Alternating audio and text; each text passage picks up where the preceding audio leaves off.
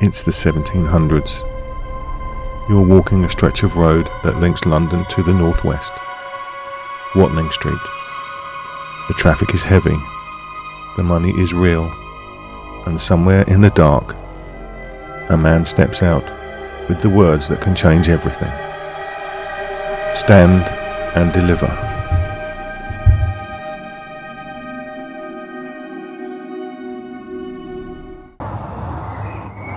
This is Stony, Stratford, an 18th century coaching town. It's built on one of Britain's busiest routes, and at its peak, dozens of coaches pass through here every day. The inns, stables and blacksmiths that you can still see evidence of within the town were all built around that travelling economy. Places like the Cock and Bull were not just pubs, they were travel infrastructure. Strangers staying there every night would tell exaggerated stories as part of the entertainment. This led to the coining of the phrase, cock and bull stories. But the same traffic that made this road wealthy also made it dangerous. Out on Watling Street, travellers weren't just customers, they were targets. Watling Street was an ancient Roman road, and by the 18th century it was a commercial pipeline. Stagecoaches, mail coaches, merchants and wealthy passengers moving cash, jewellery and paper promises. Coaches needed fresh horses, food, repairs and beds. Bad weather and winter mud could slow everything down, sometimes forcing travellers to stay overnight and sometimes leaving them exposed on the road. Highwaymen typically rode on horseback, faster, more mobile, and often treated in popular imagination as gentlemen criminals compared with footpads.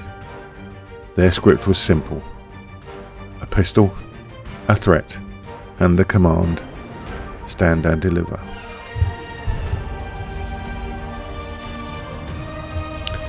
One report, printed in January 1729, describes the robbery and murder of Philip Bevins, a gardener from Stony, Stratford, on his way home from Towcester.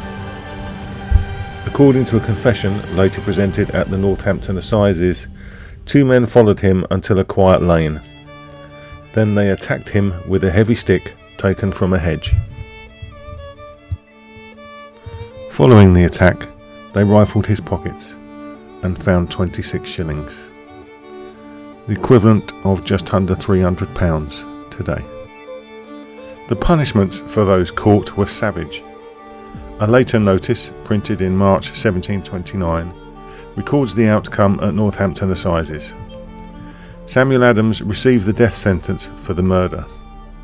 Another man was sentenced to death for horse stealing, 4 more people were sentenced to transportation, and 6 more were whipped for petty theft.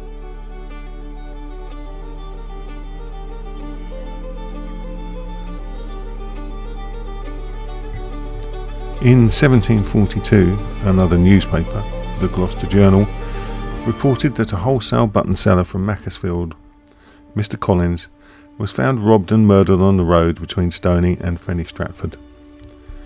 The line that follows is chilling in its simplicity. Despite diligent enquiry, the authors of the tragedy were not found. On long stretches of open road with few witnesses and limited policing, escape was often as simple as turning down a lane and vanishing into the countryside. Mail coaches were high-value targets.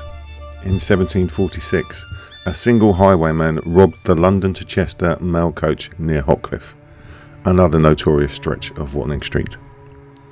He was later identified as Gabriel Tomkins.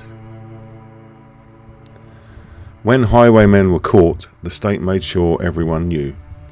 Tomkins was hanged in 1750, and reports described his body being displayed in chains near Thorn Turn on the A5, a warning to anyone tempted to try the same. No name is more tied to the idea of the highwayman than the legendary Dick Turpin. But the truth is far stranger and far darker than the stories that came later. Turpin was born in 1705 in rural Essex, not into adventure but into the ordinary life of a butcher's son. But ambition or impatience pushed him towards easier money. By his 20s, Turpin had joined a gang of deer thieves and smugglers. What began as simple poaching quickly escalated into violent robberies. When the gang collapsed, Turpin partnered with another outlaw, Tom King. Together they turned to highway robbery, the crime that would make Turpin infamous. But the partnership ended abruptly. During a botched escape, Turpin tried to shoot his way out and accidentally killed King. Now alone, Turpin drifted north. He stole horses, he robbed travellers, he even killed a man who tried to capture him. With a price on his head, he vanished into Yorkshire under a false name, John Palmer. For a time he blended in, but Turpin couldn't resist showing off. He fired stolen game in public, he spent freely, and he drew suspicion. Arrested for disturbing the peace, he was locked in York Castle while officials tried to confirm who he really was. His downfall came from a single letter Turpin wrote to his brother-in-law asking for help. The family refused to pay the postage, and the letter was opened. A former schoolmaster recognised the handwriting, and the truth was out. In March 1739, Turpin stood trial, not for murder, not for highway robbery, but for horse theft, a hanging offence. On the 7th of April at Knavesmere, York, Turpin faced the crowd with surprising composure. He bowed theatrically and climbed the ladder. Turpin's body was buried in the graveyard of St George's Church, Fishgate. On the Tuesday following the burial, the corpse was reportedly stolen by body snatchers. The theft of cadavers for medical research was a common enough occurrence and was possibly tolerated by the authorities in York.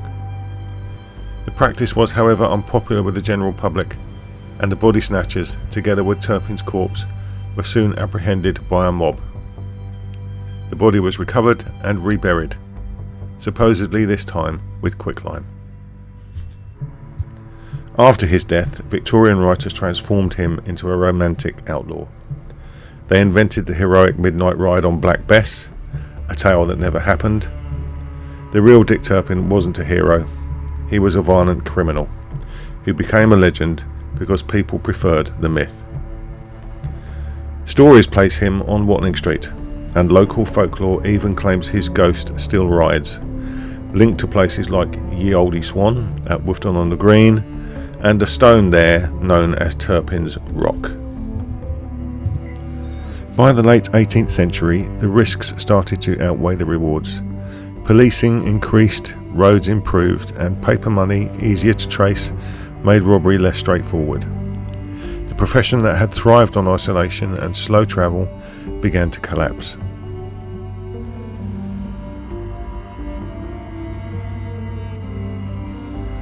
Next time you drive the A5 or walk through Stony Stratford, it's worth remembering. This was once a road where success, gossip, mail and money all travelled together, and where danger could be waiting just beyond the last in light.